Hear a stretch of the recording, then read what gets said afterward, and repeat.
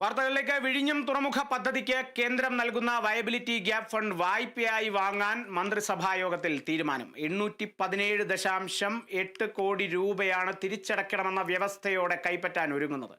വായ്പയായി തുക അനുവദിച്ചതിൽ സംസ്ഥാനം പ്രതിഷേധിച്ചിരുന്നെങ്കിലും കേന്ദ്രവുമായി ഏറ്റുമുട്ടേണ്ടെന്നാണ് പുതിയ നിലപാട്. വിഴിഞ്ഞം തുറമുഖ പദ്ധതിക്ക് കേന്ദ്രം നൽകുന്ന വയബിലിറ്റി ഗ്യാപ് ഫണ്ട് വായ്പയായി തന്നെ വാങ്ങാനാണ് മന്ത്രിസഭയുടെ തീരുമാനം.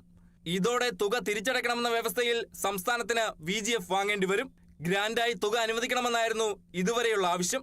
എന്നാൽ കേന്ദ്ര സർക്കാർ ഈ ആവശ്യം അംഗീകരിക്കാതിരുന്നതോടെയാണ് ഫണ്ട് നഷ്ടപ്പെടാതിരിക്കാനുള്ള സർക്കാരിന്റെ നീക്കം. തിരിച്ചടവ് ഒഴിവാക്കാൻ കേന്ദ്രത്തിന് സമ്മർദ്ദം തുടരാനും സർക്കാർ ആലോചിക്കുന്നുണ്ട്. 817.80 കോടി രൂപയാണ് കേന്ദ്രം വായ്പയായി നൽകുക.